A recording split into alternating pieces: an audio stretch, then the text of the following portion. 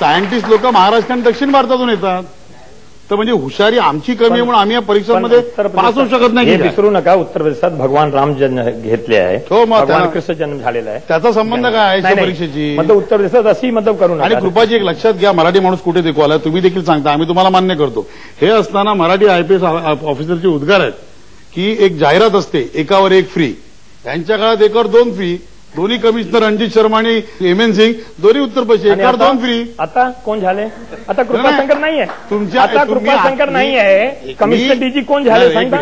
मी तुम्ही असताना तुमच्या बरोबरचे IPS ऑफिसर होते मराठी, त्यांनी हा जोक सांगितला, तो लोकांना कळावा म्हणून सांगितला. जोक वेगळा आहे, 2 फ्री. जोक तर नंतर काय काय तुम्ही मला सांगितलं, मी तुम्हाला रणजित शर्मा नाही. जोक तर तुम्ही मला काय सांगितलं, मी तुम्हाला काय सांगितलं नंतरची गोष्टी. पण इथे बोलताना मी पण सर्वोच्च न्यायालयाच्या अवमानाबद्दल बोलत नाही, पण महाराष्ट्रात मराठी माणसाला प्राधान्य मिळालंच पाहिजे ह्या मताचे पिन आहेत, उपयोगात आणला पाहिजे.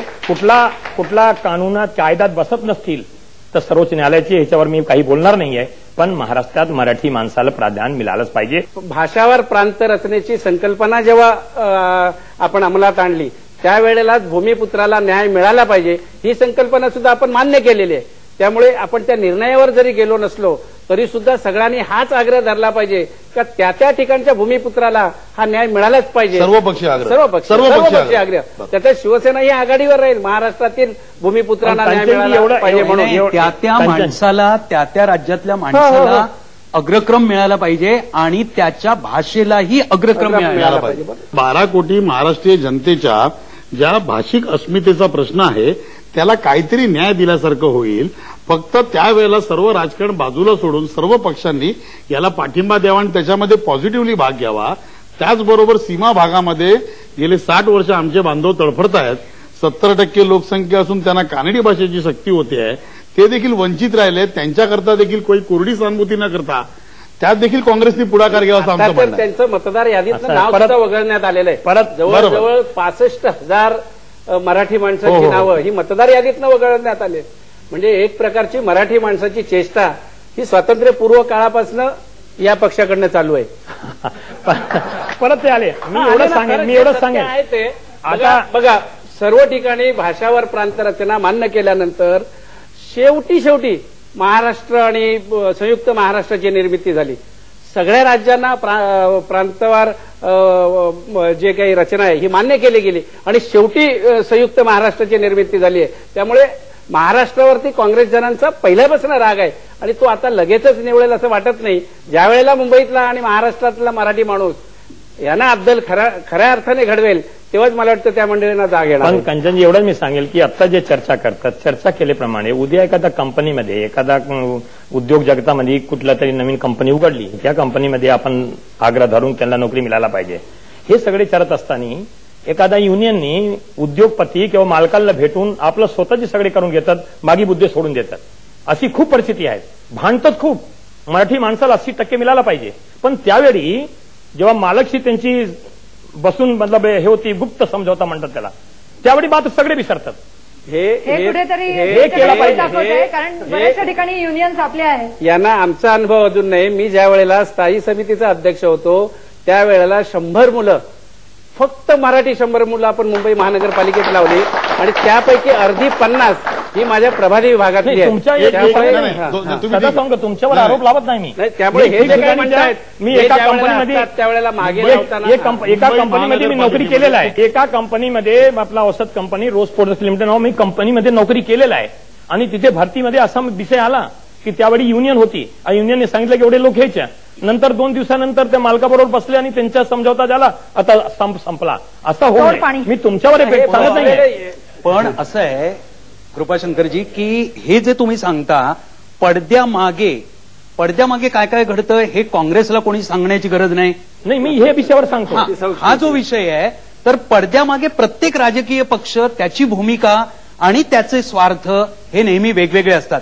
सामान्य मराठी माणूस किंवा त्या राज्यातला जो माणूस आहे, या माणसाचं आयुष्य तुम्ही पणाला लावताय. त्याचा जो जीवनाबद्दलचा जो दृष्टिकोन आहे, या दृष्टिकोनावर तुम्ही मात करताय, सत्तेचं गणित तुम्ही मांडताय आणि याच्यामध्ये सामान्य माणूस भरडला जातो.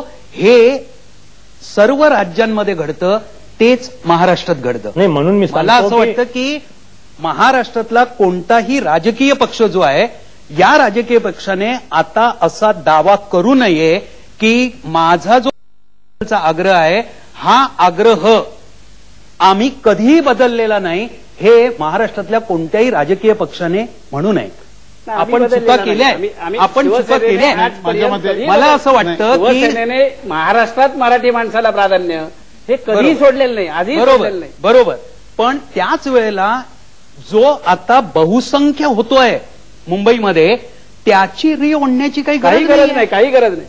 आम्ही त्याच्या थोबाडीत मारत नाही म्हणजे आम्ही त्याची री ओढतोय असं समजण्याची गरज नाही. मी तसं म्हणत नाही. मराठी माणसाच्या गेली 40 वर्ष अगदी मान्य आहोत, खंबीरपणे अगदी मान्य आहे. मग माझा प्रश्न असा आहे की आपण कोणत्या मराठी संस्था गेल्या 40 वर्षात रुजवल्या, वाढवल्या, कोणती समांतर गोष्टी आपण उभ्या केल्या ज्या या सर्वातनं एक मराठी संस्कृती, मराठी अस्मिता याचं संवर्धन होईल, अशा कोणत्या संस्था आपण निर्माण केल्या?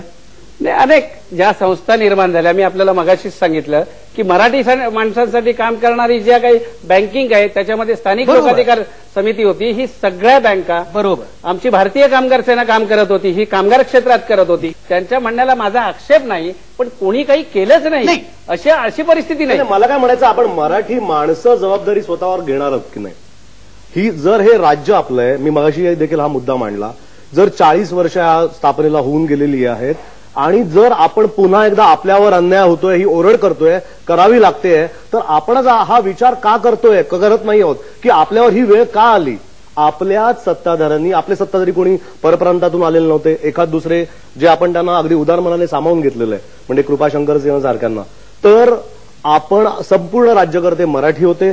तर मग मराठीची ही जी संपूर्ण पालखी आहे ती आतापर्यंत इथपर्यंत का आणली गेली नाही, तिचं वर्चस्व सगळ्या व्यवहारामध्ये का आपण प्रस्थापित करू शकलो नाही. त्यामुळे हे प्रश्न आपणच आपल्याला विचारायचे आहेत. सत्ताधाऱ्यांनी याची खरं म्हणजे उत्तर द्यायला पाहिजेत, ज्यांनी आतापर्यंत ही संपूर्ण ही जबाबदारी त्याचं जे पालन केलेलं नाहीये. कुसुमाग्रजांचं ते संपूर्ण वाक्य आपण एवढं मिळवलं डोक्यावर, पण त्याच्यानंतर पुन्हा आपण नन्नाचा पाडा म्हटला, पुन्हा काहीही आपण केलेलं नाहीये. मराठीमध्ये चांगली नाटकं आता सगळी जी येतात ती पुन्हा बघा, मराठी भाषा म्हणजे मराठी संस्कृती हा संपूर्ण भाग आहे. चित्रपट आहे, नाटक आहे, सगळी विज्ञान तंत्रज्ञानापासून आपण मराठी भाषेचा आग्रह, म्हणजे आता समजा साधे फॉन्ट आहेत किंवा विज्ञान तंत्रज्ञानाची गोष्ट आहे जी आपल्याला गावापर्यंत पोहोचवायची, ती इंग्रजीमध्ये जाणं तिथल्या मुलांना ग्रामीण भागातून आलेली असतात, त्यांना ते शक्य नसतं. ती मराठीत का केलं जात नाही, प्रोग्रामिंग मराठीत का केलं जात नाही, हे जोपर्यंत मराठीत होणार नाही, म्हणजे पोटाचा प्रश्न, रोजीरोटीचा प्रश्न हा मराठी भाषेशी जोडला गेलेला आहे, जोपर्यंत आपल्या मराठी माणसाला जाणवणार नाही तोपर्यंत मराठी माणूस हा इंग्रजीच्या पाठी लागणार आणि म्हणून तो इंग्रजीच्या पाठी लागतोय. म्हणजे मगाशी कृपाशंकर सिंह देखील तेच म्हणाले की आपण इंग्रजीकडे का वळतोय, पण मराठीमधूनच हे सगळं केलं गेलं पाहिजे. रोजगाराचे जे मूलभूत जी साधनं आहेत ती मराठी भाषेत कुठेतरी आणली गेली पाहिजेत. आपण बघतो चायनाला गेल्यानंतर तिथे चायनीजच बोललं जातं, तुम्ही फ्रेंच भाषा शिकता, हे शिकता, मग मराठी शिकायला काहीच हरकत नाहीये. काहीच हरकत नाही. माझ्या मते यांचा पॉईंट पुढे नेऊन असं म्हणावं वाटतं, म्हणजे जर बंगालचा तुम्ही अभ्यास केला, पश्चिम बंगालचा, तर कम्युनिस्ट चळवळ गेली अनेक वर्ष सत्तेवर आहे. तिने संस्कृती म्हणजे बंगाली संस्कृतीला आवश्यक ती वर्धिष्णू किंवा वृद्धिंग जे काही शब्द असतील जर ते करण्याकरता ही सगळी जी बंगाली भाषेतली साहित्य संपदा आहे, ग्रंथसंपदा आहे आणि बंगाली माणूस जो सांस्कृतिक क्षेत्रात पुढे पायरू पाहतोय, ह्यांच्या मागे ही कम्युनिस्ट चळवळ पक्षाचा झेंडा बाजूला ठेवून ठामपणे उभी राहिलेली आहे. माझ्या मते सर्व राजकीय पक्षांची जबाबदारी आहे ही, म्हणजे आता आपण आजपासून सुरुवात करूया. उद्या ह्यांचा ना अजून कोणाचा चित्रपट आला तर आपण सहकुटुंब अगदी एखाद्या सणाला जातो तसा तो बघितला पाहिजे. त्याचे मी जर हिंदी चित्रपट फालतू 3 वेळा बघतो, घरी डीव्हीडी आणतो, तर एक मराठी चित्रपट बघायला मला काय हरकत आहे, एखादं मराठी नाटक आपण बघायला काय हरकत आहे, पण ते वाईट असेल, त्याच्यामध्ये काय हॅपनिंग नसेल म्हणून आपल्याला ही भाषा त्याज्य वाटत आलेली आहे. ही मनोवृत्ती पहिले नक्की प्रत्येकाने बदलले पाहिजे. दुसऱ्या चिकरवणापेक्षा माझ्या मते आजही वेळ गेलेली नाहीये, आजही करण्यासारखं बरंच आहे. कारण या महाराष्ट्र राज्यातल्या 12 कोटी जनतेपैकी 11-11.25 कोटी लोक आजही मराठी भाषा बोलतात. त्यांच्या मनात तो प्रॉब्लेम नाहीये, न्यूनगंड नाहीये. आपल्या जर असेल मुंबईसारख्या मोठ्या महानगरांमध्ये तर आपण आपली वृत्ती ऍक्च्युली आपण जेव्हा महाराष्ट्राच्या आतल्या भागामध्ये जातो, इंटिरियर ऑफ महाराष्ट्र ज्याला आपण म्हणू शकू, तर तिथे अजूनही मराठीच भाषा बोलली जाते. त्यामुळे मराठी भाषा ही जर कुठे थोडं त्याला सेकंडरी स्थान मिळत असेल तर हे अशा आपल्या मेट्रोपॉलिटीज मुंबई, पुणे अशासारख्या ठिकाणीच आपल्याला दिसून